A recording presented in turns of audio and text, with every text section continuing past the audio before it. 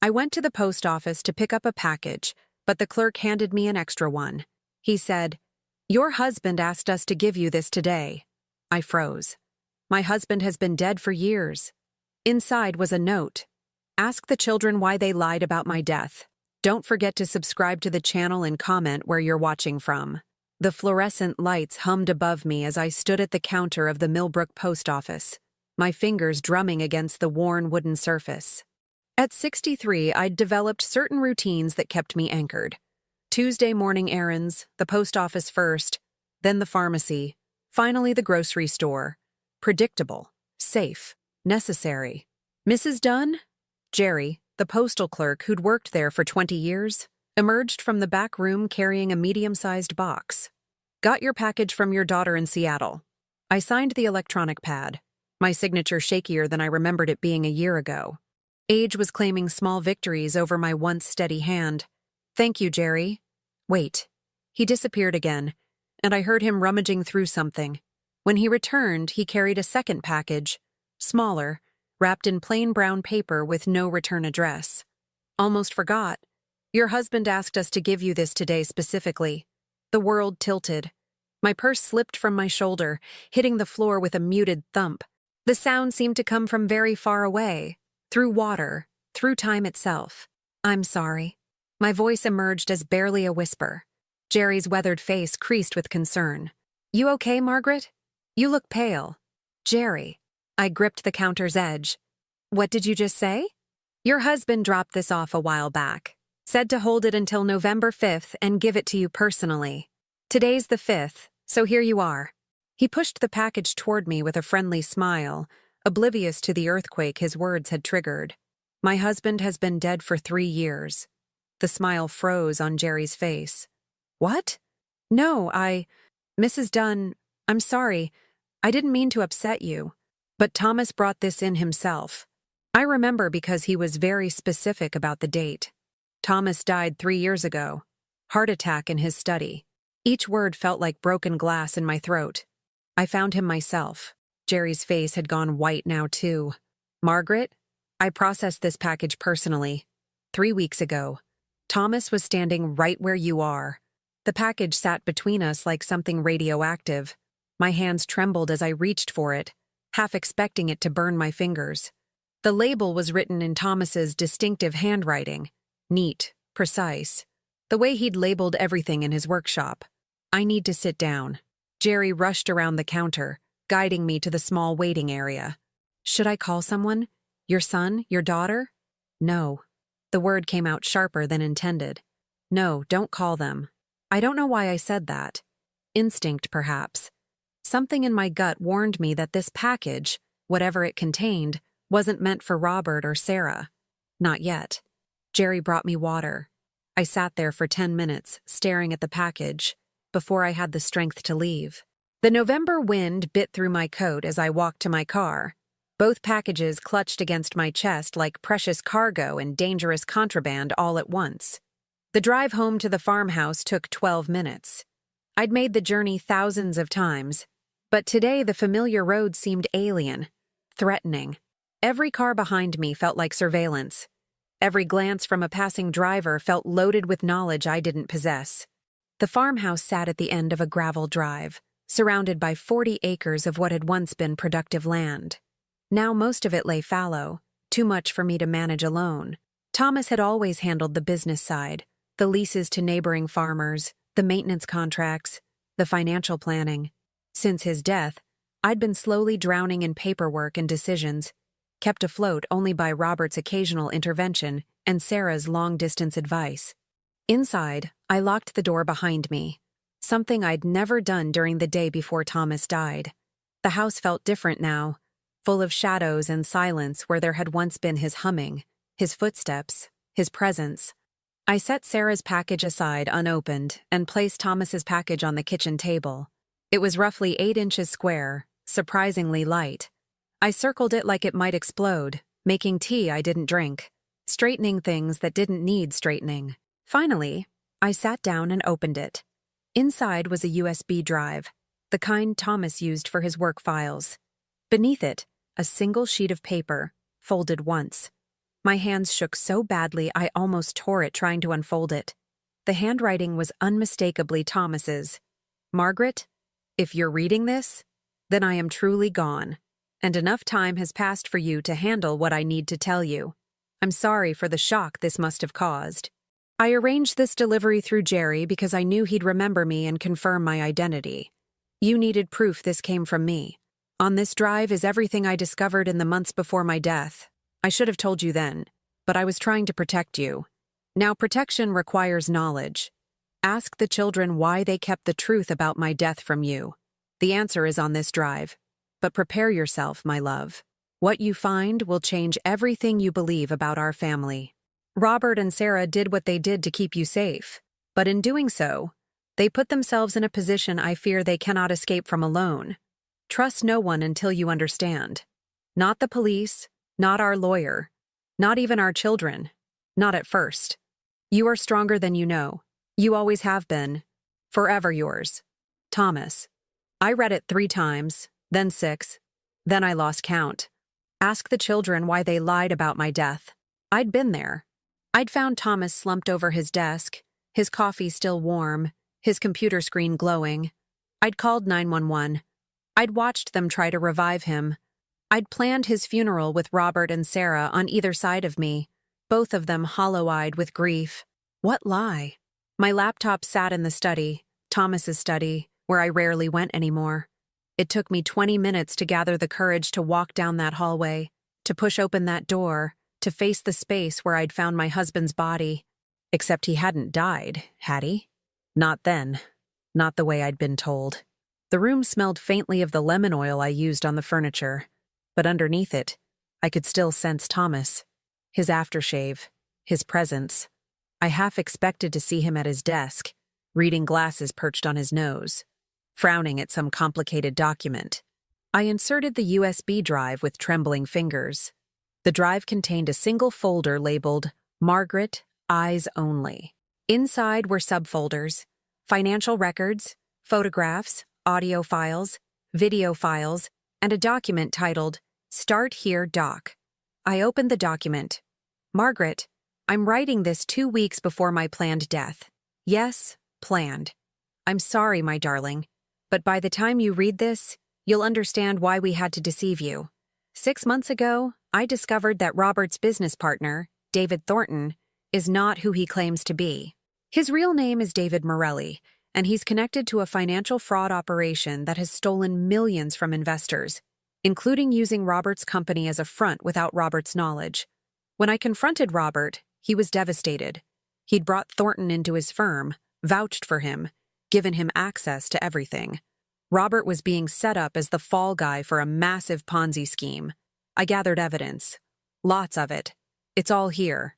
But in doing so, I made myself a target. Someone broke into my office at the college. My files were searched. My car was tampered with. The brakes failed last month, something you never knew about because I had them fixed before you found out. I realized I had 2 choices: go to the authorities and hope they could protect our family, or disappear in a way that would make them think the threat was eliminated. I chose to die. The words blurred as tears filled my eyes. I forced myself to keep reading. Sarah helped me plan it. She has contacts through her work in Seattle, people who understand how to create convincing scenarios. Robert doesn't know the full truth. He thinks I really died, though he knows why I was targeted. My death bought time. Time for the evidence to be properly documented.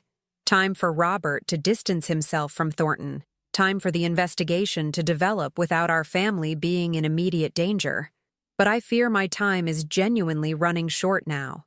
My heart condition is real, Margaret. The doctor gave me 6 months, perhaps a year.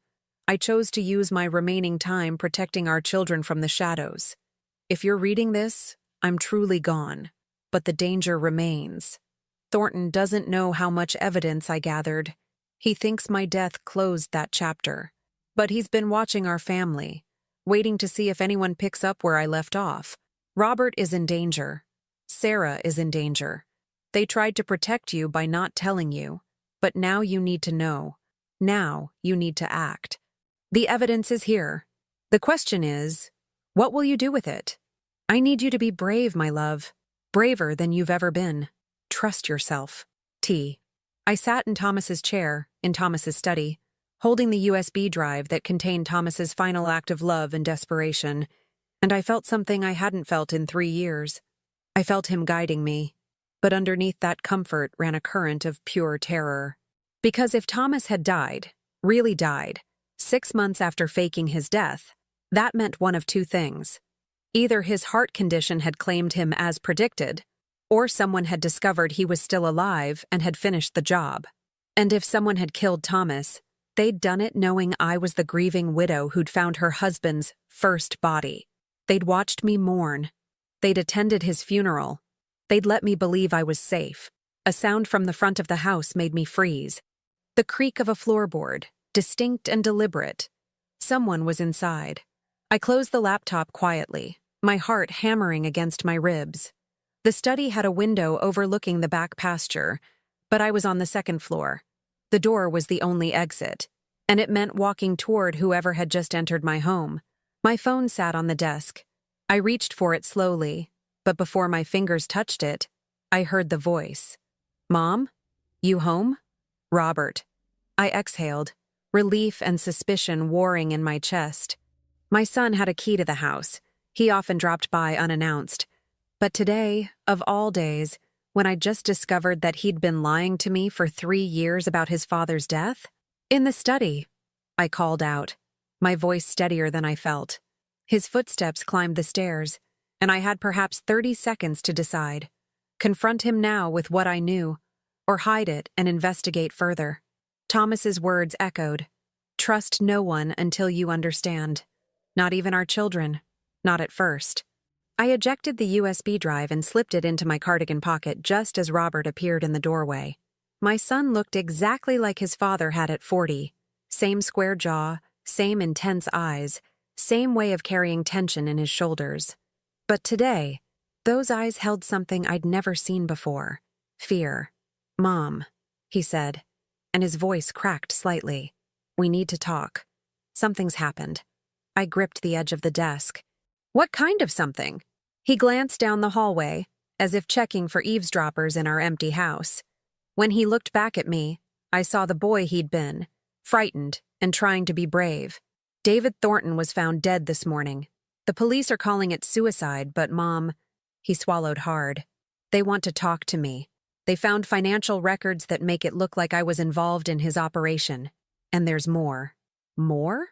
"Someone sent the police a package. Documents. Evidence. They say it came from Dad's old office at the college."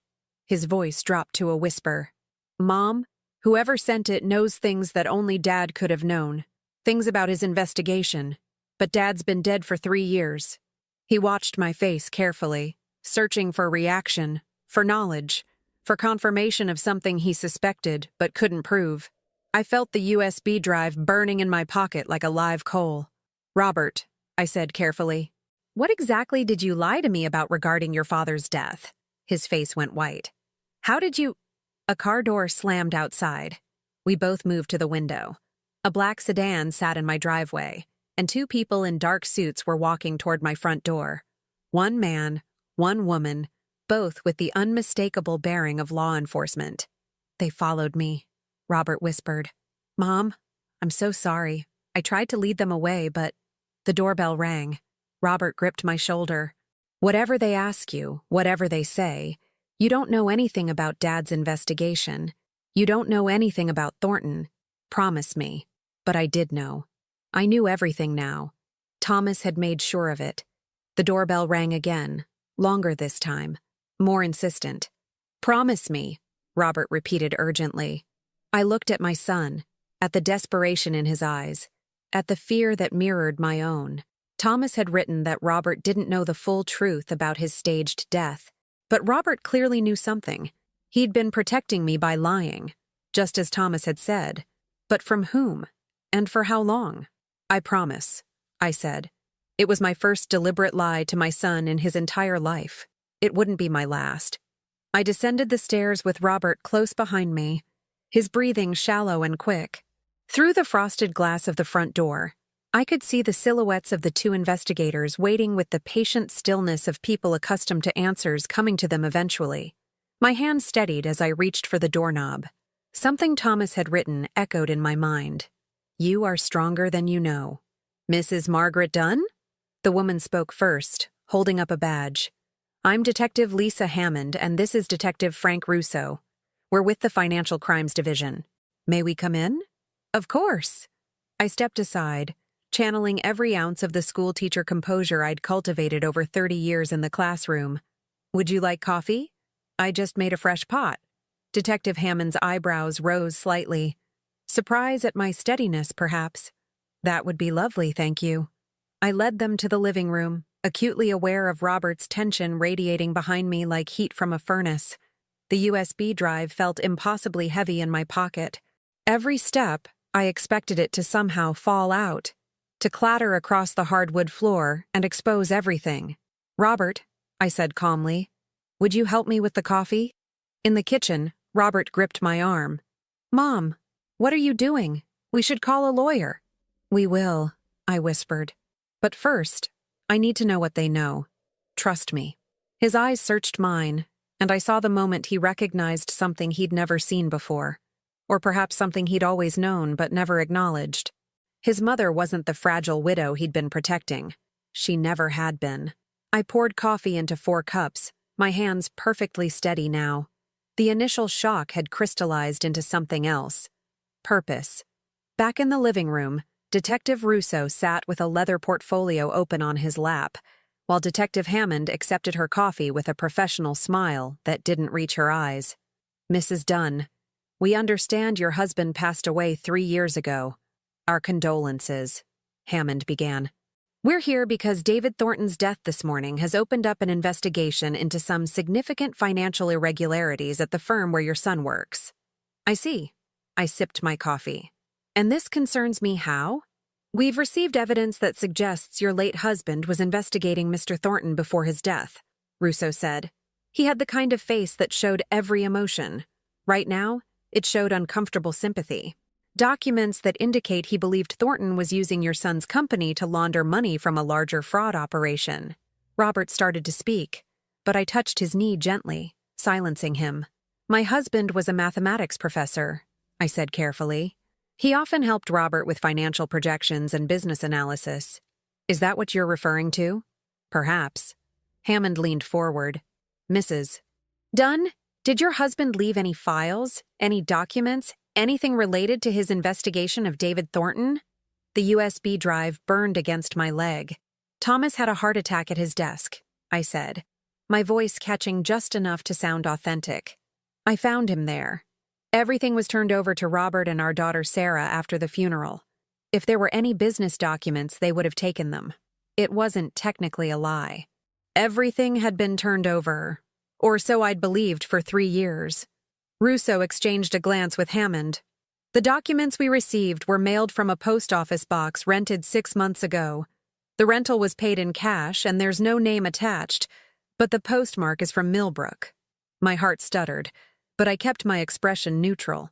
"I'm afraid I don't understand what you're suggesting." "We're not suggesting anything," Hammond said smoothly. "We're trying to understand who might have access to your husband's research. Who might want to expose Thornton now, 3 years later? Perhaps someone who worked with David," I offered. "Someone with a conscience?" "Perhaps." Hammond didn't sound convinced. "Mrs. Dunn, would you mind if we looked at your husband's study, just to rule out any remaining files?" Every instinct screamed refusal, but I forced myself to nod. "Of course. Robert can show you upstairs. I'm afraid I haven't changed much since Thomas passed. It's still difficult." Robert shot me a look that mixed panic with grudging admiration as he stood. "This way." While they were upstairs, I moved quickly to the kitchen, pulled out my phone, and texted Sarah. "Police here. Need to talk urgently. Call when safe." 3 dots appeared immediately, then vanished, then appeared again. Finally. "Can't talk now. Meeting. What's wrong?" "Everything," I typed, then deleted it. Instead, Dad left something for me. A package. "We need to talk about how he really died." The 3 dots pulsed for nearly a minute before her response came. How did you find out? So Sarah had known. She'd lied to me too, for 3 years. Every phone call, every visit. Every time I'd cried about missing Thomas and she'd comforted me. Not over text, I sent back. Can you come home? I'll try to get a flight tonight. Mom, please don't do anything until we talk. Please. I heard footsteps on the stairs. I slipped the phone back into my pocket and was calmly arranging cookies on a plate when Robert led the detectives back into the kitchen. Nothing, Robert said, his voice tight. Like Mom said, it's been 3 years. Hammond studied me with new intensity. Mrs. Dunn, your husband's office at the college was broken into last week.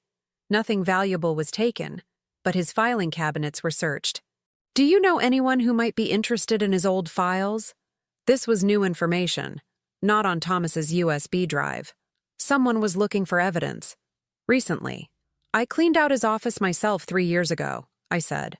I donated most of his books to the college library. Personal items came home. There wasn't much else. Do you still have those personal items? Some boxes in the attic. I haven't been able to go through them. I let my voice waver. It's still too painful. Hammond's expression softened slightly, but Russo's eyes remained sharp, calculating. He was the one I needed to worry about. Mrs. Dunn, Russo said, we'd like to take a look at those boxes if you don't mind. I do mind, actually. I set down my coffee cup with deliberate care. My husband died 3 years ago. I've cooperated with your questions. But I think if you want to search my home further, you'll need something more official than a polite request. Russo's jaw tightened, but Hammond raised a placating hand. Of course, we understand. We may be back with a warrant, but we appreciate your time today. After they left, Robert slumped against the closed door. Mom, what were you thinking? If they come back with a warrant, then we'll have time to prepare, I said. Robert, sit down. We need to talk. He followed me back to the living room, and I saw the boy he'd been overlapping with the man he'd become. Both of them uncertain, both of them afraid. How much do you know about your father's investigation? I asked. Robert's face cycled through several emotions before settling on resignation. Dad told me about 6 months before he died that Thornton was dirty, that he was using my firm to move money from some kind of investment scam. Dad said he was gathering evidence to protect me, to make sure I couldn't be implicated. And then he died. And then he died. Robert's voice cracked. I've spent 3 years trying to distance myself from Thornton without making it obvious. Slowly restructuring the company, changing protocols, limiting his access. But he was always one step ahead, always finding new ways in. Did you know your father's death was staged? Robert's head snapped up, genuine shock in his eyes. What? So he truly didn't know. Sarah had kept that secret even from him. Never mind, I said quickly. Tell me about Thornton's death. They said suicide? He was found in his apartment this morning. Gunshot. The police say there was a note, but they won't tell me what it said. Robert leaned forward, elbows on his knees. Mom, the timing is too perfect. Someone sends evidence to the police and the same day Thornton dies? That's not coincidence. You think he was murdered. I think someone wanted him silenced before he could talk. Robert met my eyes. And I think whoever did it wants me to take the fall for everything. The evidence they sent, it implicates me just as much as Thornton. A cold weight settled in my stomach. But your father's evidence would exonerate you. If we had it. If we knew where it was. Robert's laugh was bitter. Dad died before he could tell me where he'd hidden everything. I've looked everywhere. His office, his computer, this house. Nothing. I thought about the USB drive in my pocket, about Thomas's meticulous documentation, about the audio and video files I hadn't yet opened. Thomas had protected our son even in death, but someone else knew about that evidence. Someone who'd broken into Thomas's college office last week searching. Robert, I said carefully, your father was very thorough. If he said he had evidence, he had it. We just need to figure out where. We've run out of time, Mom. With Thornton dead and the police investigating, they'll freeze everything. My assets, the company accounts, everything. And whoever really killed Thornton is still out there. My phone buzzed. A text from an unknown number. Stop looking. For your family's sake. I stared at it, ice flooding my veins. Someone was watching us. Someone knew I'd received Thomas's package. What is it? Robert asked. I showed him the message. His face went white. Mom, you need to leave. Today. Go stay with Sarah in Seattle until this blows over. Absolutely not. This isn't a discussion. These people killed Thornton. Maybe they killed Dad too. I won't let them. Your father died of a heart attack, I said firmly, hating the lie, but needing to maintain it until I understood everything. And I'm not running from my own home. Then at least let me stay here with you. I almost agreed, but something stopped me. If someone was watching the house, having Robert here would only paint a bigger target. And I needed space to investigate Thomas's files without explaining how I'd gotten them. No, I said. Go home. Act normal. I'll be fine. Mom, Robert. I used my teacher voice, the one that had commanded classrooms for 3 decades. Trust me. He left reluctantly, and I watched his car disappear down the gravel drive before I allowed myself to breathe fully again. The house felt different now, not like a haven, but like a stage where unseen eyes watched every movement. I closed all the curtains, checked every door and window lock, and carried Thomas's laptop to the kitchen table where I could see all the entrances. The audio files folder contained 12 recordings. I clicked on the first one, dated 6 months before Thomas's supposed death. His voice filled the kitchen, so real and immediate that tears sprang to my eyes. Margaret, if you're listening to this, then I'm gone and you've found the drive. I'm recording these so you understand the full scope of what we're dealing with. A pause, the sound of him taking a sip of something. Coffee, probably, the way he always worked late into the night. David Thornton isn't working alone. He has a partner, someone inside law enforcement who's been protecting the operation, feeding him information about investigations. I don't know who yet, but I'm close. That's what makes this so dangerous. My blood turned to ice. A corrupt detective. That's why Thomas had warned me not to trust the police. Was it Hammond? Russo? Someone else entirely? I've documented everything, Thomas continued. Wire transfers, shell companies, the investors who've lost money. But the partner is smart. They've covered their tracks well. I need proof, not just suspicion. The recording ended abruptly. I moved to the next one, then the next, listening to my husband piece together a conspiracy that reached further than I'd imagined. By the 4th recording, Thomas's voice had changed, tension creeping in, fear barely suppressed. Someone followed me today. Black sedan, tinted windows. They didn't try to hide it. They want me to know I'm being watched. 5th recording. I'm arranging my death. Sarah found someone who can help. I hate lying to Margaret, but if she thinks I'm dead, she's safe. They won't target her. 6th recording, his voice breaking. I love you so much. I'm sorry for what I'm about to put you through, but I need you to believe I'm gone. Completely gone. It's the only way. But he had died, eventually. The last 6 recordings were made after his staged death, from wherever he'd been hiding. His voice grew weaker with each one, the heart condition advancing. The final recording was dated 3 months ago, 6 months after his supposed death. Margaret, my love, I don't have much time left. The heart condition is worse than the doctors predicted. I'm arranging for this package to reach you after I'm really gone. Everything you need is here. Trust yourself. Trust your instincts. And please, please forgive me for the lies. I did it all for love. Static, then silence. I sat in my dark kitchen, crying for my husband who'd died twice, who'd sacrificed everything to protect us, who'd trusted me to finish what he started. A sound outside made me freeze. Footsteps on gravel, slow and deliberate, circling the house. I dimmed the laptop screen and moved to the window, peering through a gap in the curtains. A figure stood at the edge of the yard, barely visible in the gathering dusk. Too far away to identify, but close enough to make their presence a message. We know where you are. My phone rang, shattering the silence. Sarah's name on the screen. Mom, she said without preamble, her voice urgent. Don't trust the police. Don't trust anyone. I'm on a flight that lands at midnight. Lock the doors and don't let anyone in until I get there. Sarah, what? Dad's partner found out he's really dead. They know he kept records. They're coming for them, Mom. They're coming for you. The line went dead. Outside, the figure moved closer to the house. I grabbed the USB drive, Thomas's letter, and the laptop, and ran upstairs to the master bedroom. There was a safe in the closet, installed years ago, combination known only to Thomas and me. As I spun the dial with shaking fingers, I heard it. The sound of breaking glass from downstairs. Someone had just entered my home. The safe clicked open just as I heard footsteps on the stairs. Heavy, methodical. Not bothering with stealth anymore. I shoved the USB drive, laptop, and Thomas's letter inside, spun the lock, and pushed the closet door closed as quietly as I could manage.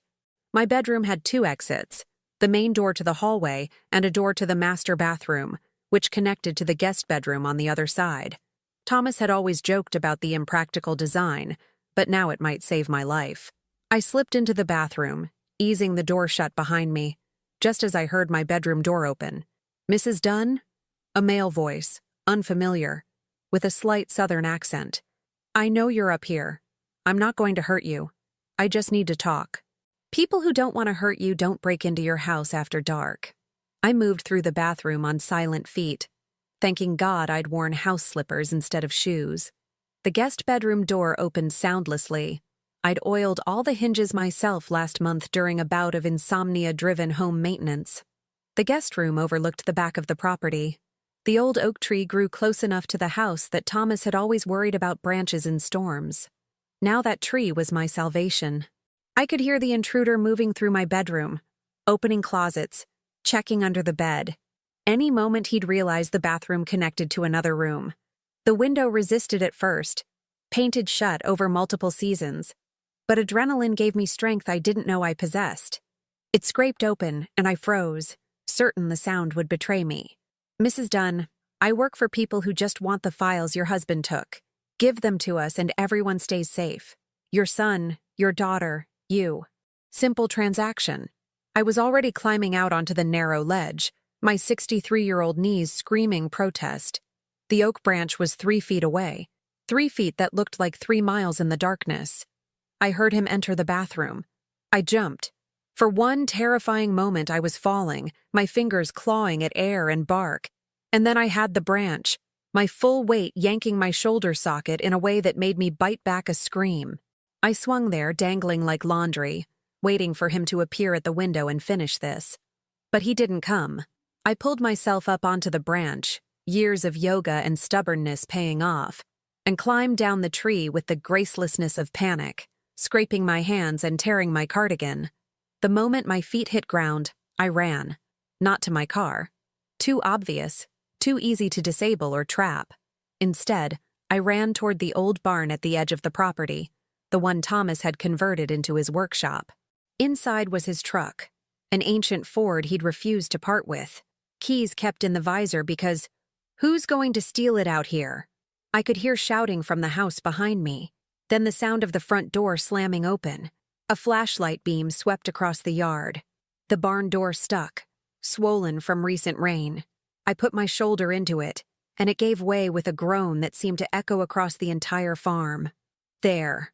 I didn't look back. I dove into the truck, found the keys right where Thomas always kept them, and turned the ignition with a prayer. The engine coughed, sputtered, and died. Footsteps running across gravel, getting closer. I tried again. The engine turned over but wouldn't catch. "Mrs. Dunn, stop! We can work this out!" Third try. The engine roared to life, and I slammed the truck into reverse, shooting backward out of the barn.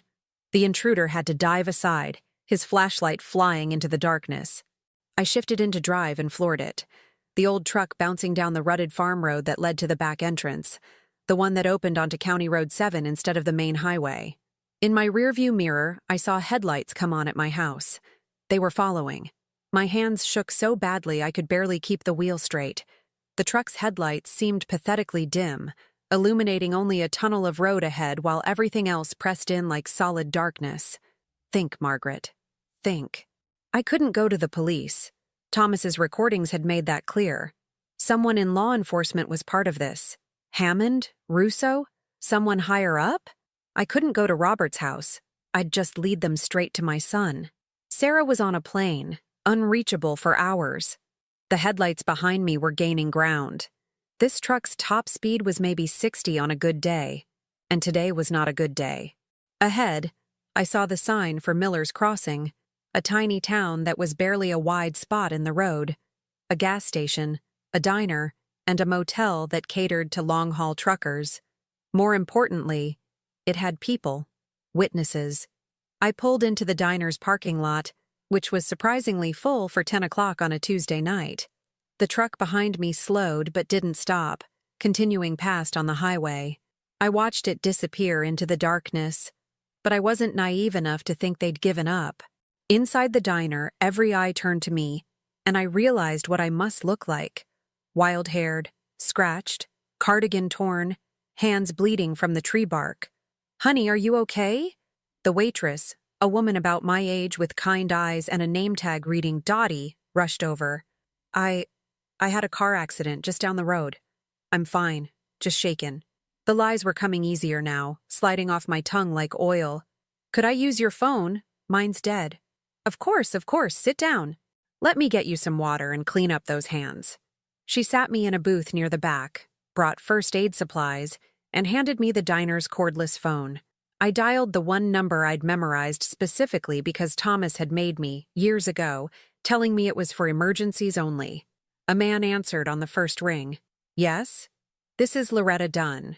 Thomas told me to call this number if I was ever in danger." A pause. "Mrs. Dunn, we've been expecting your call, though we'd hoped it wouldn't be necessary. Where are you?" "Miller's Crossing, the diner on Route 7. Stay there. Stay in public. Someone will arrive in 40 minutes. They'll approach you and say, 'Thomas always spoke highly of the azaleas.' You respond, 'He planted them himself.' Do you understand?" "Yes."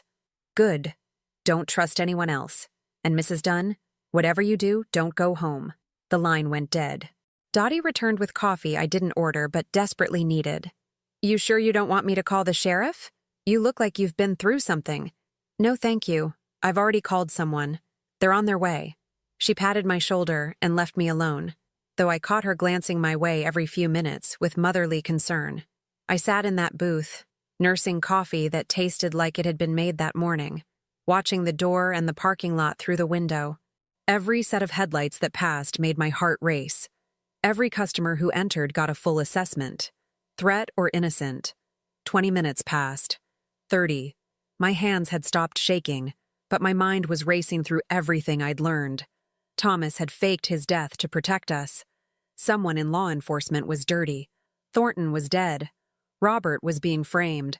And people were willing to break into my home to get the evidence Thomas had collected. But who were they? Who was Thomas's corrupt partner? And why had it taken 3 years for this to explode? 35 minutes. The door opened, and Detective Russo walked in. My blood turned to ice. He scanned the diner, and when his eyes found me, something flickered across his face. Surprise, maybe? Or recognition. He started walking toward my booth. Every instinct screamed at me to run. But Dottie was watching. Other customers were around, and I had nowhere to go. The back exit was through the kitchen, and I'd never make it. Russo slid into the booth across from me, his expression unreadable. "Mrs. Dunn, interesting place to find you." "Am I not allowed to have dinner in a diner, Detective?" "Of course you are." His eyes took in my torn cardigan, my bandaged hands. "Rough night?" "I'm clumsy. What do you want?" "To help you." He leaned forward, voice dropping. "I know you don't trust me. I know Thomas warned you not to trust anyone in law enforcement. But Mrs. Dunn, I'm not your enemy.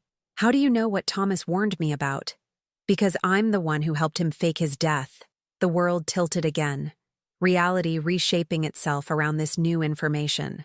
I studied Russo's face, looking for the lie, the trap, the angle. "You don't believe me," he said. "I understand. But think about it. If I were dirty, if I were Thomas's corrupt partner, why would I be here talking to you instead of taking what I want by force? Maybe you're smarter than that. Maybe you want me to lead you to the evidence. If I wanted the evidence, I could have gotten a warrant this afternoon. I could have searched your house legally. He pulled out his phone, tapped something, and turned it toward me. This is the last text Thomas sent me before he really died. The message read, Russo, if anything happens to me, protect Margaret. She'll have everything she needs to finish this, but she won't know it at first. Don't reveal yourself until she's ready. She's stronger than anyone knows. My vision blurred. Thomas trusted you. He did. We worked together for 8 months. I was investigating Thornton independently, and Thomas brought me evidence that cracked the case wide open. We faked his death to keep him safe while we built the case. But then his heart condition. Russo's voice roughened. He died before we could finish. And I've been trying to protect your family ever since, without revealing that I knew Thomas was alive, without compromising the investigation. Then who broke into my house tonight? Russo's face hardened. That's the problem. My partner, Hammond, has been acting strange for the past week, asking questions about the Thornton case that don't add up, pushing to search your house when we didn't have enough cause. I think she's the leak. I think she's been protecting Thornton's operation all along. I felt sick. She knows I have Thomas's evidence. She suspects, but she doesn't know what form it takes or where you've hidden it. That's why tonight's break-in. She's desperate. Russo glanced at the window. We need to get you somewhere safe. Hammond thinks I'm following a different lead tonight, but when she can't find you at home, she'll start looking. I'm supposed to meet someone here. Someone Thomas arranged. Russo's eyebrows rose. Marcus Webb, Thomas's college friend, former military intelligence. Good. You'll be safe with him. But Mrs. Dunn, you need to understand something. The door opened again. Detective Hammond walked in, and this time she wasn't alone. A man in a leather jacket flanked her, the same build as the intruder I'd seen at my house. Hammond's eyes found us in the booth, and her expression shifted from professional neutrality to something cold and calculating. Russo, she said loudly, hand moving toward her weapon. Step away from Mrs. Dunn. Now. The diner went silent. Dottie froze behind the counter. Customers stopped mid-bite. Russo didn't move. Lisa, what are you doing? My job, Mrs. Dunn is a person of interest in the Thornton murder. She needs to come with me for questioning. Thornton's death was ruled a suicide. New evidence suggests otherwise. Hammond's hand stayed near her gun. Step. Away. I saw it then. The calculation in her eyes, the way the man beside her had positioned himself to block the front exit. This wasn't an arrest. This was an elimination. If I left with Hammond, I wouldn't make it to any police station. Russo must have seen it too because he said quietly, Margaret, when I move, you run for the kitchen. Don't stop. Don't look back. Detective Russo. Hammond's voice sharpened. Don't make this worse than it needs to be. I know, Lisa. Russo stood slowly, hands visible. I know you've been on Thornton's payroll for 2 years. I know you helped him launder money through offshore accounts. I know you killed him when he became a liability. Hammond's face went blank with shock, then twisted with rage. You can't prove any of that. Actually, I can. Thomas recorded your phone conversations with Thornton. Every transaction, every threat, every detail of your partnership. Russo's smile was grim. He sent them to Internal Affairs 2 weeks before he died. They've been building a case against you ever since, waiting for you to make a mistake. Congratulations. You just made it. For a frozen moment, nobody moved. Then Hammond drew her weapon, and everything exploded into chaos. Russo shoved me toward the kitchen, his own gun coming up. Run! I ran. Behind me, gunshots, impossibly loud in the enclosed space, screams, bodies hitting the floor. I crashed through the kitchen door, nearly colliding with a terrified cook, and spotted the back exit. Dottie grabbed my arm as I passed. The motel. 2 buildings down. Room 12. Go. I burst out into the alley behind the diner, the cold night air slapping my face. More gunshots from inside, then sirens in the distance. Real ones or more dirty cops. I couldn't think about it. Couldn't think about Russo, about whether he was alive or dead, about the people in that diner. I ran toward the motel, every shadow a threat, every sound a pursuer. Room 12. Dottie had said room 12. I pounded on the door, gasping, my heart threatening to explode. The door opened, and a man in his 60s with military bearing and sharp eyes assessed me in one glance. Thomas always spoke highly of the azaleas. He planted them himself, I choked out. Get inside. Now. I stumbled into the room, and Marcus Webb locked the door behind us, already pulling out a phone. We've got a situation, he said into it. Hammond made her move. Russo's engaged. We need extraction and a full tactical team at Miller's Crossing immediately. He listened, then looked at me with something like respect. Mrs. Dunn, your husband told me you were the toughest person he'd ever known. I see he wasn't exaggerating. But I need you to tell me. Do you have his evidence? All of it? I thought of the safe back at my house. The USB drive locked inside with everything Thomas had died protecting. Yes, I said. But we have to go back for it. Outside, more sirens, shouting, the unmistakable sound of police radios. Marcus looked out the window, his expression grim. Mrs. Dunn, I need you to know something. Your daughter Sarah? She's not in Seattle. She's been in protective custody for the past month, helping us build the case against Hammond. We faked her normal life to keep you safe, to keep you acting normally so Hammond wouldn't suspect you knew anything. Another lie. Another layer of deception, all designed to protect me. Then who, I asked slowly, has been texting me from Sarah's number? Marcus's face went white. Oh no. Marcus was already moving, grabbing a duffel bag from the closet and pulling out what looked like tactical gear. How many texts did you receive from Sarah? 3, maybe 4. My mind raced backward through the evening. The last one said she was on a flight landing at midnight, that she'd come to the house. That's a trap. Marcus tossed me a bulletproof vest. Put this on. Hammond's people have been monitoring you, using Sarah's number to track your movements and reactions. If you told them you'd wait at home, I didn't. I ran before I could respond. I struggled into the vest, my hands still shaking from adrenaline. But Robert? I told Robert I'd be at the house. If he goes there thinking I need help, Marcus was already dialing. This is Webb. I need immediate protection for Robert Dunn. Last known address. He looked at me. I rattled off Robert's address, then added, he might not be there. He might have gone back to my house. Check both locations, Marcus said into the phone. Consider him at risk. And find out where the real Sarah Dunn is right now. Confirm she's still in protective custody. He ended the call and turned to me with an expression that mixed urgency and calculation. Mrs. Dunn, I need you to think very carefully. That USB drive with Thomas's evidence, is it the only copy? I don't know. Thomas didn't say. Did the files on it look like originals or copies? Were there any notes about backups? I closed my eyes, picturing the folder structure, the file names. There was a document called Distribution Protocol that I didn't open. I only listened to some of the audio files before the break-in. We need that drive. It's not just evidence anymore. It's leverage. Hammond knows she's exposed now.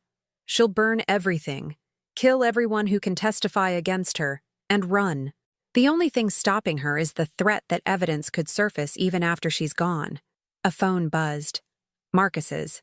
He answered, listened, and his face went rigid. Understood. We're moving now. He looked at me, and I saw real fear in his eyes for the first time. Sarah's protective detail lost contact with her an hour ago. They found her handler unconscious in a safe house bathroom. Sarah is gone. The room spun. Hammond has my daughter. We don't know that for certain. We know. I grabbed his arm. That's why the texts. They took Sarah, used her phone to manipulate me. They wanted to know if I'd found Thomas's evidence, wanted to see how I'd react. Then they know you have it, and they're using Sarah as leverage to get it. The clarity that came with terror sharpened my thinking. They'll contact me. They'll trade. Sarah for the drive. You can't make that trade. The moment you hand over that evidence, they'll kill you both. I know. I met his eyes. So we don't hand it over. We make them think we will, and we set a trap. Marcus studied me with new respect. Thomas said you were smarter than people gave you credit for. He undersold it. His phone buzzed again. A text from an unknown number. We have your daughter. You have something we want. Midnight, Dunn Farm. Come alone or she dies. Tell the police and she dies. Bring the evidence. 3 hours, Marcus said, checking his watch. Not much time to plan. Then we'd better work fast. I took a breath, forcing down the maternal panic that threatened to overwhelm rational thought. Can you get me back to my farm without Hammond's people seeing? Yes, but Mrs. Dunn, Margaret, you understand they're not going to honor any deal. This is an execution dressed up as an exchange. I understand perfectly. I thought of Thomas, of how he'd orchestrated his own death to protect us, of the careful planning that had gone into every recording, every file. My husband taught me something important. The best way to win is to make your enemy think they're winning right up until the moment they've already lost. Marcus's phone rang. He answered, listened, then said, He's alive. Wounded, but stable. Hammond escaped in the confusion. Relief flooded through me. Russo? Took a bullet in the shoulder, but he'll survive. He gave a statement before they took him to the hospital. Full confession of Hammond's involvement. Everything Thomas documented. It's official now. Hammond's wanted for murder, conspiracy, and about a dozen other charges. Which means she has nothing to lose. Exactly. She's cornered, and cornered people are the most dangerous. Marcus shouldered his duffel bag. We have backup coming, but they're scrambling from 3 hours away. Until then, it's you, me, and whatever we can improvise. We slipped out of the motel room into the chaos of Miller's Crossing. Police cars filled the diner parking lot, ambulances loading wounded, crime scene tape already going up. In the confusion, nobody noticed Marcus guiding me to a nondescript sedan parked 2 blocks away. Russo's personal car, he explained as we drove away. Registered to a cousin, untraceable to either of us. The drive back toward my farm took 40 minutes on back roads, headlights off whenever possible. Marcus navigating by moonlight and memory. He'd clearly done this before. Military intelligence, Thomas had said. I wondered what other secrets my gentle mathematician husband had been involved in, what other dangerous people he'd recruited to protect his family. Tell me about Sarah, I said, needing to fill the silence with something other than fear. When did she go into protective custody? Month ago. She'd been helping Russo's investigation, feeding information about Hammond's activities that she'd uncovered independently. Smart woman, your daughter. She figured out Thornton was dirty 6 months ago and started documenting everything. She learned from her father.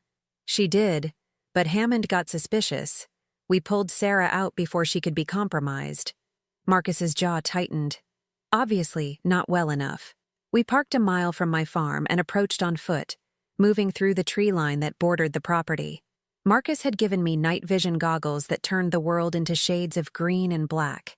My farmhouse looked alien through them, wrong somehow, like a stage set rather than the home I'd lived in for 40 years.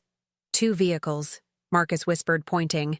SUV behind the barn, sedan in your driveway. At least 4 people, possibly more inside. Can you tell if Sarah's there? Not from here. We need to get closer. He checked his watch. 11 o'clock. We have time to scout and plan. We circled through the woods, and Marcus pointed out the positions of Hammond's people.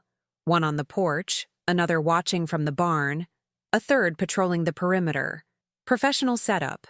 Military or ex-military. They're expecting you to come up the main drive, Marcus murmured. Probably have it covered with rifles. You'd be dead before you reach the porch. What about the tunnel? Marcus turned to me, his expression unreadable through the night vision. What tunnel? Thomas built it during the Cold War. His father's paranoia about nuclear war. Runs from the old root cellar behind the barn to the basement of the house. I haven't been down there in 20 years. But unless it's collapsed, it should still be passable. A slow smile spread across Marcus's face. Thomas never mentioned a tunnel. Thomas liked having secrets. I thought about all the secrets he'd kept, all the lies he'd told for love. The entrance is hidden behind a false wall in the root cellar. I can show you.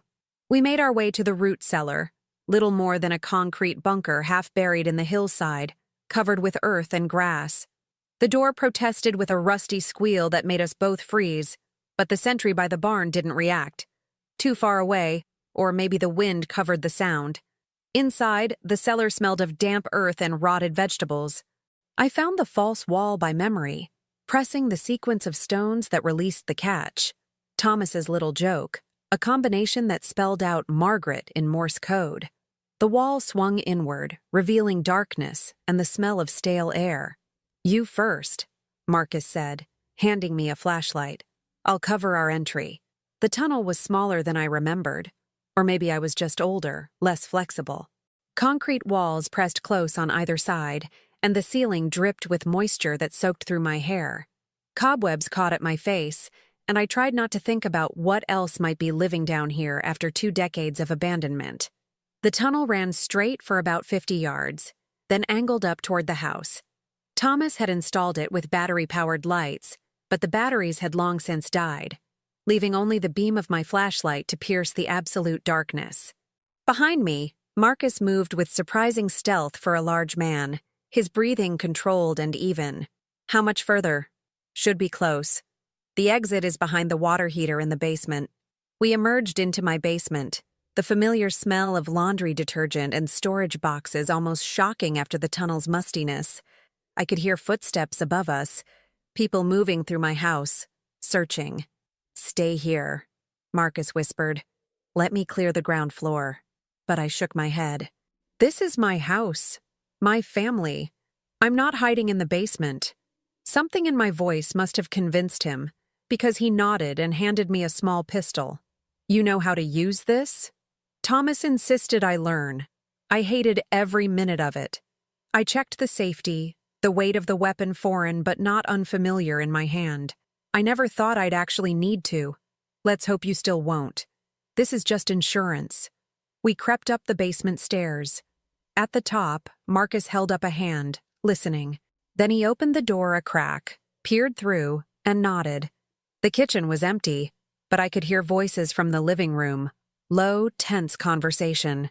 Hammond's voice, recognizable even in a whisper. "Should have been here by now. Maybe she ran further than we thought. Or maybe she's smarter than you gave her credit for." A male voice, unfamiliar. "This was your plan, Detective. If it falls apart, it won't fall apart. We have the daughter. The mother will come." Women like Loretta Dunn, they're predictable. Family means everything. Rage, hot and clarifying, burned through me. Women like me, predictable. I moved toward the living room, but Marcus caught my arm, shaking his head urgently. He pointed up, toward the second floor, then made a gesture I interpreted as, "Someone's up there. Sarah." I nodded, understanding, and pointed to the back stairs. The servants' stairs Thomas's grandmother had insisted on when the house was built, narrow and steep, connecting the kitchen directly to the second-floor hallway. We climbed in silence, each step a careful negotiation with aging wood that wanted to creak and betray us. At the top, Marcus peered around the corner, then pulled back quickly, holding up 2 fingers. 2 guards outside one of the bedrooms, which meant Sarah was inside. Marcus leaned close, his breath warm against my ear. "I'll take them out. Get Sarah and back to the tunnel. I'll cover you. What about the safe? The evidence?" "Forget it. We get Sarah out alive. Everything else is secondary." But I thought about Thomas's careful planning, about the audio files documenting Hammond's crimes, about the fact that without that evidence, Hammond might still find a way to escape justice. "No," I whispered back. "We get both. Sarah and the evidence." "Mrs. Dunn?" "Margaret. And this isn't a debate." I channeled every ounce of classroom authority I'd ever possessed. "The safe is in my bedroom, which is right there," I pointed. "I can be in and out in 2 minutes. You get Sarah. We meet at the tunnel entrance." Marcus looked like he wanted to argue, but footsteps on the main stairs cut off any discussion. Someone was coming up. We pressed ourselves into the shadows of the back stairwell as a figure emerged into the hallway. Hammond, her weapon drawn, blood on her jacket from the diner shootout. "Check on the girl," she ordered the guards. "And someone find out why Loretta Dunn hasn't shown up yet. If she's called the police." "She hasn't," one of the guards said. "We're monitoring all the local frequencies. Nothing. Then where is she? Hammond's voice rose with frustration. She should be here. She should be begging for her daughter's life. Maybe she doesn't care as much as you thought. Hammond spun, and I saw her face clearly for the first time. Exhausted, desperate, angry. She cares. Thomas cared, so she cares. This family is pathologically devoted to each other. It makes them predictable, weak. Something in me snapped at that moment. All the fear, all the grief, all the rage at being underestimated, lied to, manipulated. It crystallized into cold, diamond-hard resolve. I stepped out of the shadows. "You're right about one thing, Detective Hammond," I said, my voice steady despite the weapon pointed at me. "We are devoted to each other, but that's not weakness. That's exactly what makes us dangerous." Hammond's gun swung toward me, her face showing shock that I'd appeared behind her. "Drop it," she ordered. "Now." "No." I kept my own weapon at my side, not threatening, but not dropping it either. "Because I know something you don't." "And what's that?" I smiled, thinking of Thomas, of his careful planning, of the recording device he'd hidden in the master bedroom smoke detector 3 years ago, still running on its long-life battery, still documenting everything that happened in this house. "You think you've been so careful, so clever, but you've been confessing to murder and conspiracy in my house for the past hour, and every word has been recorded." Hammond's face went white. "Bluff. Thomas taught me a lot about evidence gathering. He was very thorough." I raised my voice slightly. "Marcus?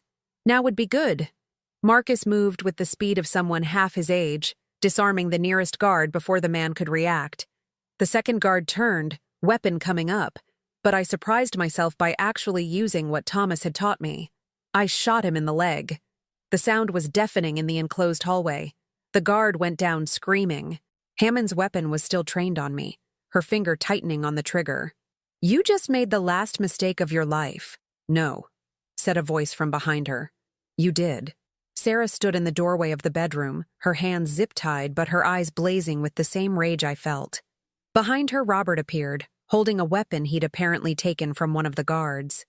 "Hi, Mom," Sarah said. "Sorry I'm late. Got held up."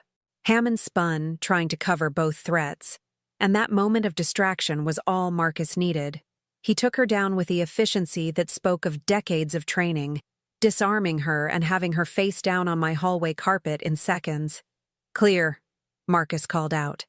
I ran to Sarah, fumbling with the zip ties, my hands shaking now that the immediate danger had passed. "Are you hurt? Did they—" "I'm fine, Mom. I'm fine." Sarah pulled me into a fierce hug despite her bound hands. "How did you find me?" "Your brother." I looked at Robert, who was pale but composed, the weapon steady in his grip. "But how did you—" "Got your emergency signal," Robert said. "The one Dad set up years ago. You pressed it when you went upstairs. Triggered an alert to my phone. I called Marcus's emergency line, and he told me what was happening." He managed a shaky smile. "Dad thought of everything, didn't he?" I hadn't even realized I'd triggered any signal. But Thomas had, apparently, installed panic buttons throughout the house that I'd never known about. Safeguards even his death couldn't erase. Sirens wailed in the distance. Real ones this time. Marcus's backup finally arriving. "The evidence," I said suddenly, remembering. "I need to get it before—" "Already got it," Marcus said, holding up the USB drive. "Your safe combination was in Thomas's files. Another Morse code sequence. Forever yours." Of course it was. The next hours passed in a blur. FBI agents securing the scene, paramedics treating the wounded guard, Hammond and her remaining associates taken into custody. Russo arrived by ambulance against medical advice, his arm in a sling but his eyes bright with satisfaction. "We got her," he said to me, his voice rough with pain and relief. "Thomas's evidence, plus what we recorded tonight. Hammond's going away forever. And the others? Thornton's operation? Falling apart without him and Hammond. We've already made 6 arrests, and more are coming." Russo smiled. "Your husband did good work, Mrs. Dunn. He saved a lot of people from losing everything." As dawn broke over my farm, I sat on the porch with Sarah on one side and Robert on the other, watching the FBI process the crime scene. Marcus brought us coffee that tasted like liquid gold after the night we'd endured. "What happens now?" Sarah asked. "Now?" I thought about Thomas's recordings, his patient voice explaining everything, his final words of love. "Now we finish what your father started. We testify. We make sure Hammond and everyone involved faces justice. And then?" Robert pressed. "Then we heal." I squeezed both their hands. "As a family, no more secrets. No more lies."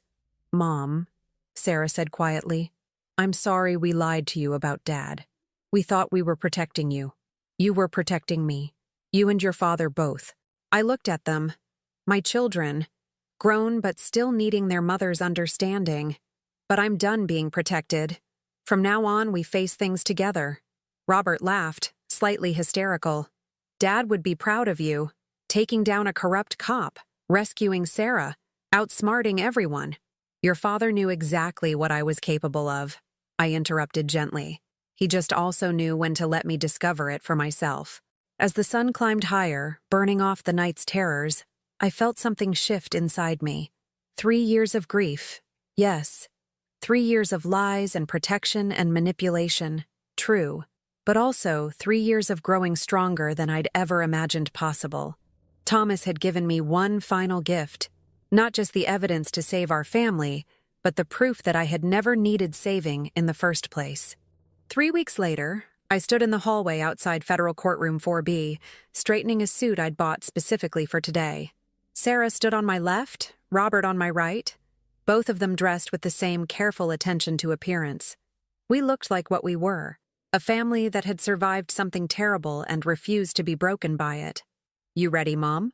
Robert asked, though his own hands trembled slightly as he adjusted his tie for the 3rd time. "Yes."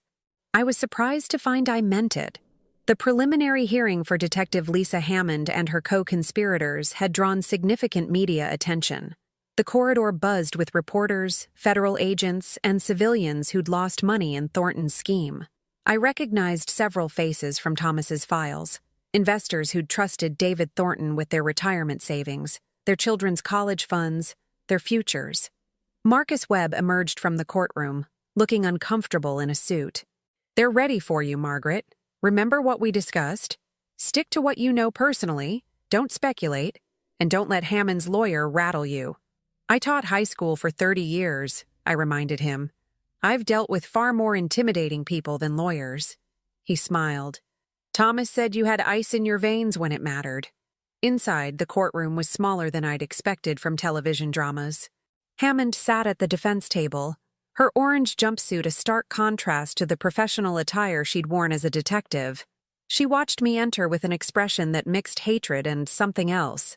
Disbelief, maybe, that a 63-year-old widow had dismantled her entire operation. I took my seat in the witness box, raised my right hand, and swore to tell the truth. The irony wasn't lost on me. After 3 weeks of learning how many people had lied to me, I was the one promising honesty. The prosecutor, a sharp-eyed woman named Jennifer Martinez, approached with a tablet in hand. "Mrs. Dunn, can you state for the record how you came to possess evidence regarding Detective Hammond's criminal activities?" "My husband, Thomas Dunn, left me a package containing a USB drive and a letter. He'd arranged for it to be delivered 6 months after his death." "And what did this evidence contain?" "Audio recordings of phone conversations between Detective Hammond and David Thornton, discussing money laundering, investor fraud, and manipulation of police investigations. Video footage of meetings between them. Financial records showing payments from offshore accounts to Detective Hammond's personal bank accounts. Email correspondence outlining their conspiracy." "Objection," Hammond's attorney stood. "These so-called recordings haven't been properly authenticated." "Your Honor," Martinez interrupted, "we have testimony from the postal clerk who received the package directly from Brian Dunn, 6 months before his death. We have digital forensics confirming the recording's authenticity and timestamps. We have corroborating testimony from Detective Russo, who worked with Mr. Dunn on this investigation. The authentication is thorough." The judge, a gray-haired woman with reading glasses perched on her nose, nodded. "Objection overruled. Continue, Ms. Martinez." Martinez turned back to me. "Mrs. Dunn, Did you know about your husband's investigation while he was alive? No. Thomas kept it from me deliberately. He believed if I didn't know, I couldn't be targeted. I glanced at Hammond, who stared at the table now. He was protecting me. Can you describe what happened on the night of November 5th, when Detective Hammond's associates broke into your home? I walked them through it. The package, the recordings, the intruder, my escape. The courtroom listened with rapt attention as I described climbing out a second-story window and down an oak tree, fleeing in Thomas's old truck, the confrontation at the diner. And at the Miller's Crossing diner, what did Detective Hammond say to you? She claimed I was a person of interest in David Thornton's death. She demanded I leave with her for questioning. But you didn't believe her? No. My husband's recordings had warned me not to trust anyone in law enforcement until I knew who was corrupt. Detective Russo revealed that Hammond was the leak. When she drew her weapon in a public restaurant full of civilians, it became clear this wasn't about questioning.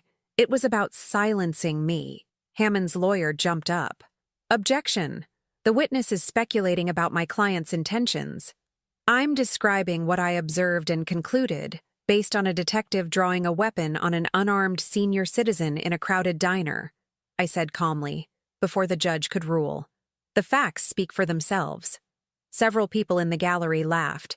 The judge hid a smile behind her hand. Mrs. Dunn, Martinez continued, what happened when you returned to your farm?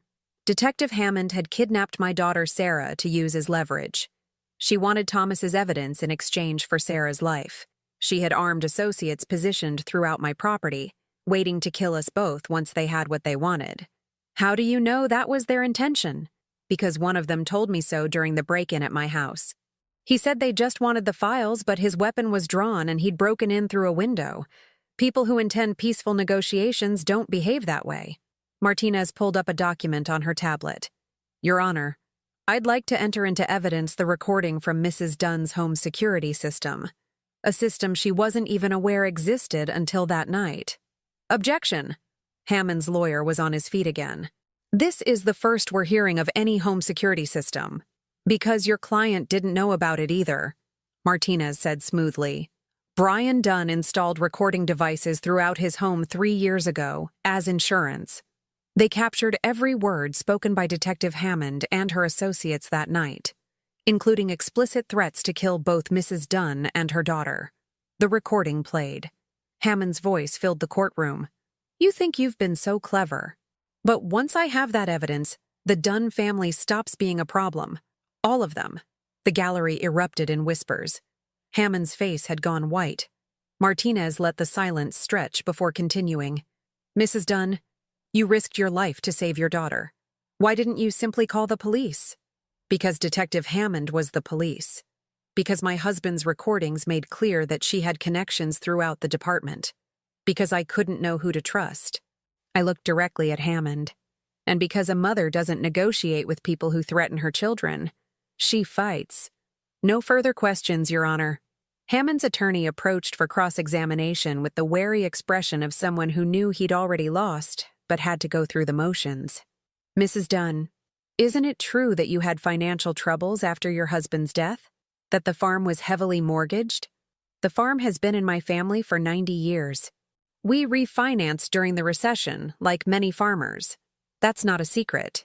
Isn't it possible you fabricated this elaborate story to gain access to the reward money being offered for information about David Thornton's fraud operation? I blinked at him. You think I broke into my own house, kidnapped my own daughter, shot a man in my hallway, and orchestrated a shootout at a public diner for reward money? More laughter from the gallery. Even the judge was smiling now. Isn't it possible, the lawyer pressed, that your husband left you nothing but debts, and you've invented this entire conspiracy to profit from tragedy? My husband left me the truth, I said quietly. He left me evidence that has already resulted in the recovery of $47 million stolen from innocent investors. He left me the means to protect our family and deliver justice. If you think that's fabrication, I invite you to review the digital forensics, the bank records, the testimonies of everyone involved. The truth doesn't care about your theories. The lawyer had no response to that. He returned to his seat, and I was dismissed. Outside the courtroom, I was immediately surrounded by reporters shouting questions. Marcus cleared a path, but one voice cut through the chaos, a woman about my age, tears streaming down her face. "Mrs. Dunn, please. I just need to say thank you. My husband and I lost everything to Thornton's scheme.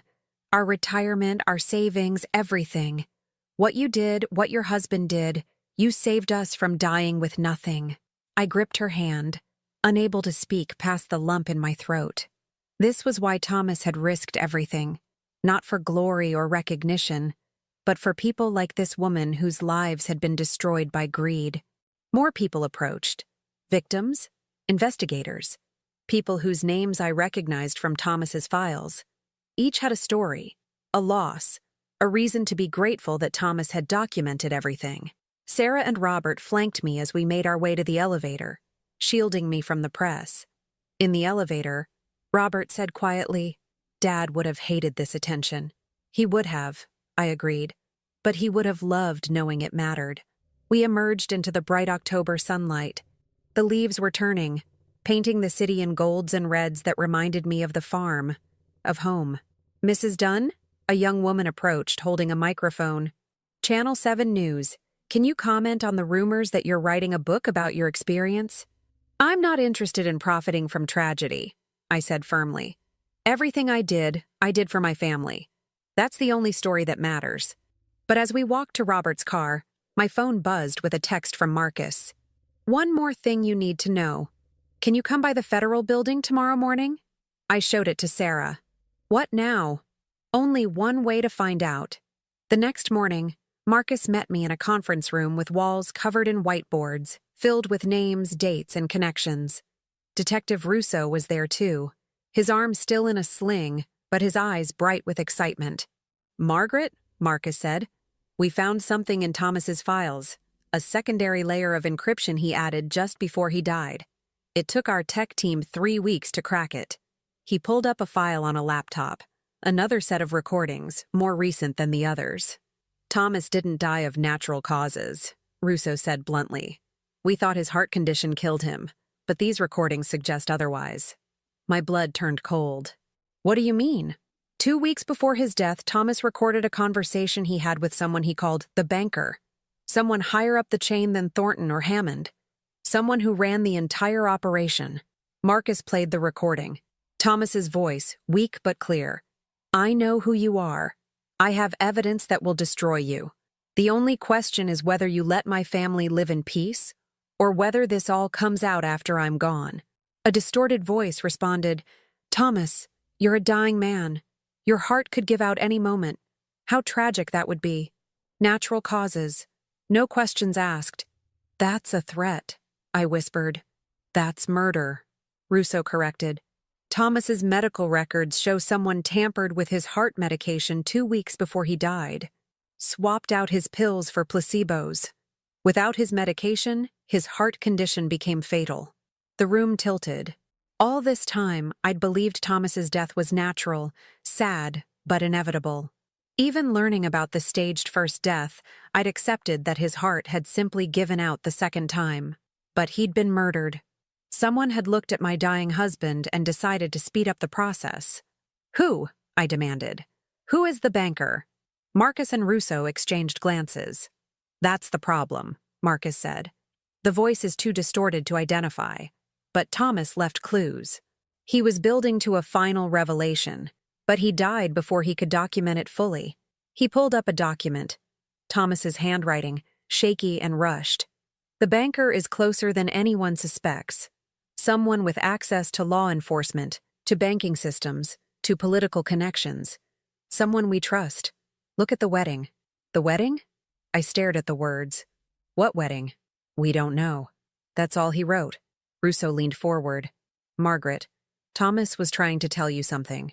A clue he knew you'd understand." "What wedding was he referring to?" I closed my eyes, thinking back. Weddings. We'd attended dozens over the years. Students, colleagues, family, friends.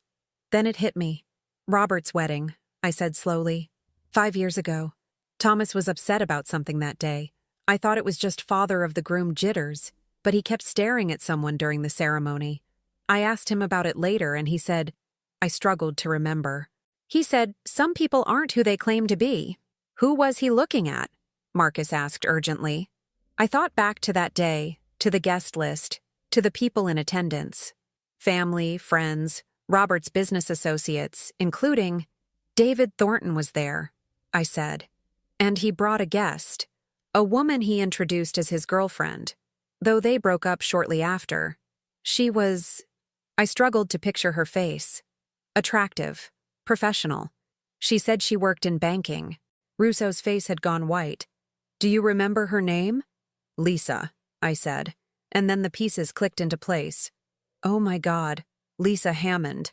They knew each other before Robert's firm. Thornton and Hammond were together before either of them infiltrated Robert's company. It wasn't opportunistic, Marcus breathed. It was planned, years in advance. They targeted Robert specifically because of his connections, his reputation, his vulnerability as a young entrepreneur building a firm. And Thomas saw them together at the wedding, I continued, the horror building. He saw something that made him suspicious, but he couldn't prove anything yet. That's why he started investigating. That's why he spent months documenting everything. Russo pulled out his phone. We need to go back through the guest list, identify everyone who attended that wedding. If Hammond and Thornton were working together that long ago, there might be others. Robert's business partner, I interrupted. James Merrick? He was at the wedding too? He introduced Robert to Thornton 6 months later? The room fell silent as we all processed the implications. Your husband uncovered something huge, Marcus said quietly. Not just a fraud scheme, but a coordinated infiltration of legitimate businesses by organized crime, using personal relationships, weddings, social connections to identify targets and place operatives. How many other families have they done this to? I asked. That's what we need to find out. Russo stood, wincing as his shoulder protested. Margaret, I need you to look through all your photos from that wedding. Every picture, every guest, every moment Thomas might have captured. There could be evidence there we've missed. I nodded, but my mind was already racing ahead. If Thomas had identified Hammond and Thornton's connection at Robert's wedding, why hadn't he said something then? Why wait years to investigate? Unless he had said something. Unless he'd tried to warn Robert, and Robert hadn't believed him. I need to talk to my son, I said. Robert answered his phone on the first ring. Mom? Is everything okay? Robert? I need you to think back to your wedding. Did your father ever express concerns about any of your guests? About Thornton or Hammond specifically? A long pause. How did you know about that? Robert. Dad pulled me aside during the reception. Said he had a bad feeling about Thornton, that something about him didn't add up. But I thought… His voice cracked. I thought Dad was just being overprotective, suspicious of anyone I did business with. I told him he was being paranoid. It wasn't paranoia. I know that now. Mom, if I'd listened to him then Hammond and Thornton would have just targeted someone else. This isn't your fault. I gentled my voice. But Robert, I need you to remember everything from that day. Every conversation, every interaction Dad had. He saw something that started this entire investigation. There was one thing, Robert said slowly. After Dad mentioned his concerns, I watched Thornton more carefully during the reception. I saw him step outside to take a call, and his girlfriend, Hammond, joined him. They were arguing about something. When they came back, they weren't speaking to each other. They broke up a week later, and I never saw her again until she showed up as the detective investigating Thornton's death. They staged the breakup, I realized, so no one would connect them when Hammond later investigated Thornton's fraud. Everything was orchestrated. Robert's voice shook. My wedding, my business relationships, all of it was just a setup. No, I said firmly. Your wedding was real. Your marriage is real. Your success is real. They tried to use you, but you built something genuine despite their manipulation. Don't let them take that from you. After I ended the call, Marcus said, We have enough to reopen the investigation into Thomas's death as a homicide. With this new evidence, we can prove Hammond had motive and opportunity. But we still don't know who the banker is, I pointed out. The person giving orders to Hammond and Thornton. the person who had Thomas killed. We'll find them, Russo promised. Your husband left us a roadmap. We just need to follow it. But I was thinking about Thomas's final message. Look at the wedding. He hadn't just meant Robert's wedding as a starting point for the investigation. He'd meant something more specific. Marcus, do you have access to Thomas's computer files? Everything from his personal laptop? Yes. Why? Because Thomas was a photographer. He took hundreds of pictures at Robert's wedding, including candid shots during the reception. If Hammond and Thornton were arguing outside, if they interacted with other co-conspirators, Thomas might have caught it on camera. Marcus's eyes lit up. The metadata would show exact times, locations, and faces. I finished. Thomas knew how to document evidence. Every photograph could be a piece of the puzzle. Within an hour, we had Thomas's wedding photos spread across 3 computer screens. Hundreds of images, each one a memory of a day that should have been purely joyful. There, Russo said, pointing to a photo timestamped 8:47 p.m. Thornton on his phone outside the venue. Next photo, 8:48 p.m. Hammond joining him, her face angry. 8:49 p.m. A third person entering the frame, partially obscured by a pillar. Can you enhance that? I asked.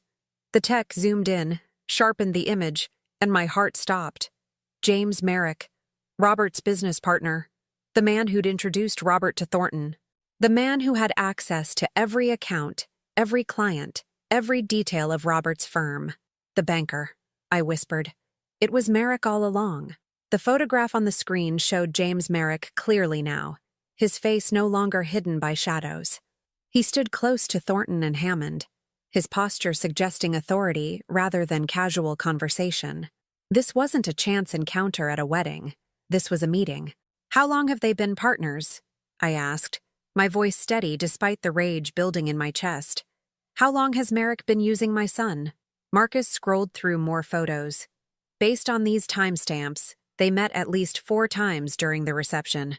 Always outside, always brief, coordinating. Robert trusted him completely, I said. Merrick was his mentor, his friend. He helped Robert start the firm, introduced him to investors, guided every major decision. That's how it works, Russo said grimly. You don't infiltrate from the outside. You build trust from the inside, become indispensable, and then slowly corrupt the entire operation.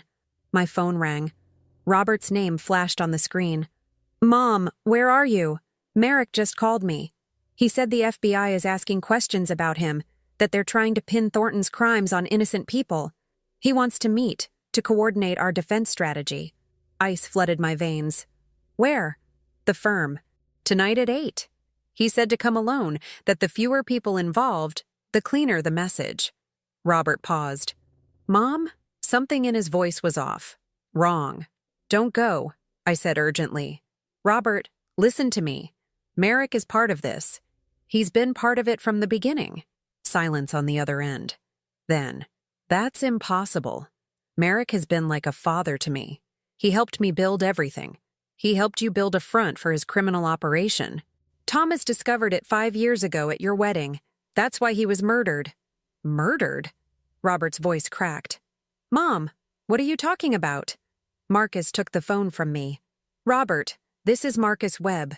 Do not, under any circumstances, meet with James Merrick.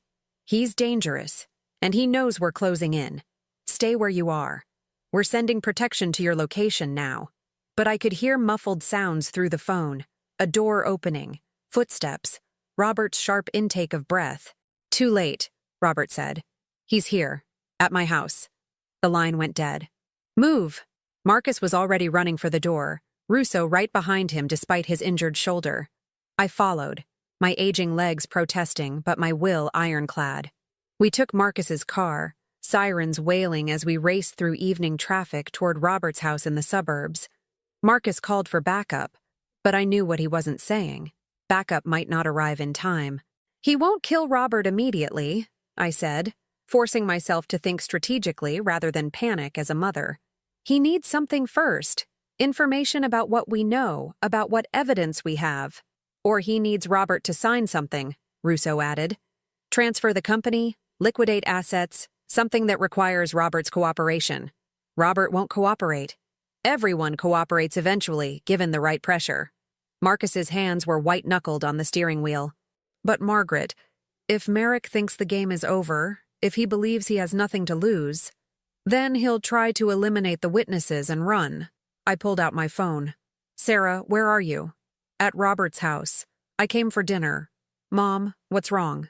Is Merrick there? Yes, he arrived about 5 minutes ago. He and Robert are in the study. Mom, you're scaring me. Listen very carefully. Go into the bathroom, lock the door, and call 911. Tell them there's an armed intruder. Do it now, Sarah. I heard her breath catch, then the sound of movement. A door closing, the click of a lock. Done. Mom, what's happening? James Merrick is the person behind everything. Thornton's fraud, Hammond's corruption, your father's death. He's dangerous, and he's trapped in that house with Robert. Through the phone, I heard a crash from somewhere in the house. Sarah's muffled cry. Sarah! Sarah! I'm okay. Something broke downstairs. Sounded like glass. Marcus pushed the car faster. We were still 10 minutes away. 10 minutes that might as well be hours. Sarah, I need you to stay quiet and stay hidden. Don't come out until you hear police sirens. Promise me. I promise. But Mom, I can hear them. Robert and Merrick. They're shouting. Put me on speaker, let me hear. Sarah fumbled with the phone, and suddenly Robert's voice came through, angry and betrayed. Trusted you. You were supposed to help me build something legitimate. It was legitimate. Merrick's voice was cold, controlled. Your firm made real money, served real clients. The fact that we used it to move other funds through was just efficiency. You benefited from my guidance for years. You used me as a front for money laundering. I gave you a career. Without me, you'd still be some mid-level analyst drowning in student debt. I made you successful, Robert. Show some gratitude. A bitter laugh from Robert. Gratitude? You killed my father. Your father was dying anyway. I simply expedited the inevitable. The casual cruelty in Merrick's voice made my blood boil. Thomas was brilliant. I'll give him that. He figured out the whole operation from a few suspicious transactions and one conversation at your wedding. But he made the mistake of confronting me instead of going straight to the authorities. Because he wanted to protect me, Robert said, his voice breaking. He tried to make a deal with you, my safety in exchange for his silence. And I agreed. Right up until he died of completely natural causes. I could hear the smirk in Merrick's words. Heart failure. So tragic, so convenient. Through the phone, I heard Sarah's sharp intake of breath. She was listening, just as I was, to a confession. You're recording this, Merrick said suddenly. Where's your phone, Robert? I'm not. The sound of a struggle. Something clattering to the floor. Then Merrick's voice, closer to the phone. Clever, but it won't matter. Once I transfer your company assets to my offshore accounts and eliminate the witnesses, I'll be gone before anyone can act on this recording. You can't transfer anything without my passwords, Robert said. I have your passwords. I've had them for years. I designed your security system, remember? Keys clicking, a computer booting up. This will take about 10 minutes. Then we'll take a drive. You, me, and your sister upstairs. He knew Sarah was there. Leave her out of this, Robert said desperately. She has nothing to do with the firm. She has everything to do with this. She was helping the FBI build a case against Hammond. Did you really think I didn't know? More typing. Your whole family has been remarkably troublesome. First Thomas, then your mother with her dramatic escapes and courthouse testimonies. Now you and Sarah. The Dunns just don't know when to quit. We were 5 minutes away now. Marcus weaving through traffic with the skill of someone who'd done this 1,000 times. Sarah, I whispered into the phone. Does Robert keep his hunting rifle in the study? Yes, she breathed back. In the cabinet behind his desk. Is it loaded? I don't know. I heard Merrick moving around the study. Where's your sister, Robert? Hiding won't help her. This house only has so many rooms. She left before you arrived, Robert lied. Went home to her apartment. Her car is in your driveway. She took an Uber. Check the app if you don't believe me. A pause. Then Merrick's voice, harder now. You're lying. And I'm tired of games. Tell me where Sarah is, or I start deleting your accounts one by one until there's nothing left of your company but debt and scandal. Do it, Robert said. I don't care about the money, but you're not touching my sister. I heard the pride in my son's voice, the same stubborn courage his father had shown. The same courage that had gotten Thomas killed. 2 minutes, Marcus said, the car screeching around a corner. Through the phone, I heard Merrick say, Fine, we'll find her together. Footsteps moving toward the study door, toward the hallway, toward the bathroom where Sarah hid. Sarah, is there a window in that bathroom? I asked urgently. Yes, but it's small. Get out, now. Don't argue, just go. I heard her struggling with the window, the sound of it scraping open. Then a crash as Merrick kicked in the bathroom door. Going somewhere? Sarah screamed. We were 1 minute away. Marcus abandoned any pretense of traffic laws, jumping a curb and tearing across someone's lawn to reach Robert's house faster. I was out of the car before it fully stopped, running toward the front door. It was locked. Russo shot the lock, and we burst inside to chaos. The study door hung open. Broken glass littered the hallway, the sound Sarah had heard. And from upstairs came the sounds of struggle. I took the stairs faster than I'd moved in decades, my heart pounding, but my purpose clear. The bathroom door hung splintered on its hinges. The window stood open, curtain fluttering. Sarah had gotten out. But where was Robert? A sound from the master bedroom, muffled, desperate. I pushed open the door to find Robert and Merrick locked in struggle, both grappling for control of a weapon. The hunting rifle lay on the floor, kicked aside in the fight. FBI, freeze! Russo's voice rang out behind me, his weapon drawn despite his injured arm. Merrick looked up, saw us, and made a calculation. His hand went to his jacket. Don't, Marcus said quietly, his own weapon trained. It's over, James. Hammonds testified. We have the wedding photos. We have Thomas's recordings. We have your voice on Sarah's phone confessing to murder. There's nowhere left to run. For a moment, Merrick looked like he might try anyway. His hand hovered near his jacket, his eyes darting between the exits, calculating odds that no longer favored him. Then his shoulders slumped. Brian Dunn was supposed to die quietly. How was I supposed to know he'd turn his widow into an investigator? You underestimated her, Robert said, pulling away from Merrick and coming to stand beside me. Everyone did, but Mom's stronger than all of us. I touched my son's face, checking for injuries, for damage, finding only exhaustion and relief. Sarah? I asked. Here. My daughter appeared in the doorway, dirty from climbing out a window but alive, whole, safe. I went out the bathroom window onto the porch roof, then climbed down the trellis. Just like you taught us when we were kids sneaking out. Despite everything, I laughed. I taught you that for emergencies. This seemed to qualify. Marcus and Russo took Merrick into custody. As they led him away, he looked at me one last time. Thomas should have taken my deal, should have stayed quiet. He'd still be alive. No, I said clearly. He'd still be dying, but he'd be living as a coward who let you destroy innocent people. My husband chose integrity over survival. That's why he'll be remembered as a hero, and you'll be remembered as nothing. They took him away. 3 months later, I stood on the porch of my farmhouse, watching the sun set over fields that were finally coming back to life. Robert had hired a farm manager to help me restart operations.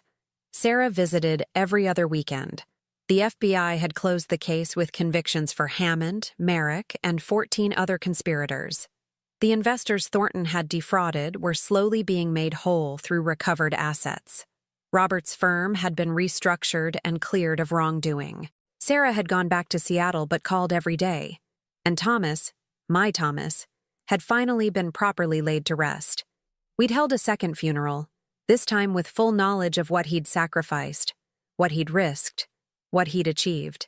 The mathematics department at his college had established a scholarship in his name. The FBI had given him a posthumous civilian commendation, but the real memorial was this: a family that had survived because he'd loved us enough to die twice protecting us. I held the letter he'd written me, the one that had started everything. I'd read it so many times the paper was soft with handling, but the words never lost their power. You are stronger than you know. You always have been. He'd been right. Not because I'd picked up weapons or fought physically, but because I'd refused to be dismissed, underestimated, or defeated. I'd used the intelligence and patience I'd cultivated over 6 decades of life, and I'd won. Robert's car pulled up the gravel drive. He got out, and I saw immediately that something was different. His posture, his expression, lighter somehow, as if a weight had been lifted. "Mom," he said, climbing the porch steps. "I sold the firm." I raised my eyebrows. That was fast. I realized something. Dad didn't die protecting my career. He died protecting our family. The firm was just a tool Merrick used against us. Without it, I can build something new. Something actually mine. What will you do? Don't know yet. He settled into the porch chair beside me, the same chair Thomas used to occupy on summer evenings. Maybe take some time. Figure out who I am without Merrick's influence. That sounds wise. We sat in comfortable silence, watching the sky paint itself in oranges and purples. Sarah's car appeared on the road. She'd decided to come for the weekend after all. When both my children sat with me on that porch, I felt Thomas's presence more strongly than I had since his death. Not in a supernatural way, but in the legacy he'd left. A family that had been tested and emerged stronger, wiser, closer. "Mom," Sarah said quietly, "I've been thinking about writing down what happened. Not for publication, but for us. For our children someday, so they know what Grandpa did. And what their grandmother did," Robert added with a slight smile. "Taking down a corrupt detective, escaping through a tree, orchestrating a sting operation in her own home. I didn't orchestrate anything," I protested. "I just refused to give up." "That's what made it so effective," Sarah said. "You didn't try to be something you weren't. You just used who you've always been. Smart, patient, observant, and absolutely unwilling to let anyone hurt your family." I thought about that. About the teacher who'd spent 30 years reading between the lines of students' behavior. About the wife who'd known Thomas well enough to trust his final message. About the mother who'd learned that protection sometimes means fighting back. "Your father used to say that wisdom wasn't about knowing everything," I said. "It was about knowing when to act and when to wait, when to speak and when to listen, when to trust and when to question. He learned that from you," Robert said. Maybe he had. Maybe we'd learned it from each other, building a life together that neither of us could have built alone. The sun completed its descent, and the first stars appeared. Somewhere in the house, Thomas's recordings were stored safely, evidence that had changed everything, but also simply the voice of the man I'd loved, preserved for moments when I needed to hear him again. I didn't need to hear him now. I could feel him in the cool evening breeze, in the satisfaction of justice served, in the presence of our children safe beside me. James Merrick had been wrong about one thing. He'd believed age made us weak, that being a widow made me vulnerable, that a family in grief could be easily manipulated. He'd learned the truth too late. Some things grow stronger with age. Good wine, old friendships, and the love of a family that refuses to be broken. I'd spent 63 years becoming the person who could survive what Thomas had known was coming. He'd trusted me with the truth because he understood what others missed. That strength isn't always loud, that power doesn't always announce itself, that the most dangerous person in any room might be the quiet one in the corner who's been underestimated her entire life. "What are you thinking about, Mom?" Sarah asked. "Your father. How he saw me more clearly than I saw myself. He loved you," Robert said simply. "Yes." I smiled. "And he trusted me. In the end, that trust saved us all." We sat together on that porch until the stars filled the sky. 3 people who'd been through fire and emerged tempered rather than broken. The farmhouse behind us glowed with warm light. Not a crime scene anymore. Not a battlefield. But simply home. Thomas had given me one final gift. Not just the evidence to expose corruption, but the confidence to use it. He'd died believing I could finish what he started. He'd been right. And that, more than any courtroom victory or recovered funds, was the real triumph. Knowing that the man I'd loved for 40 years had understood me completely, trusted me absolutely, and loved me enough to leave me the truth. The package from beyond hadn't just contained evidence, it had contained faith. Now tell me, what would you have done if you were in my place? Let me know in the comments. Thank you for watching, and don't forget to check out the video on your screen right now. I'm sure it will surprise you.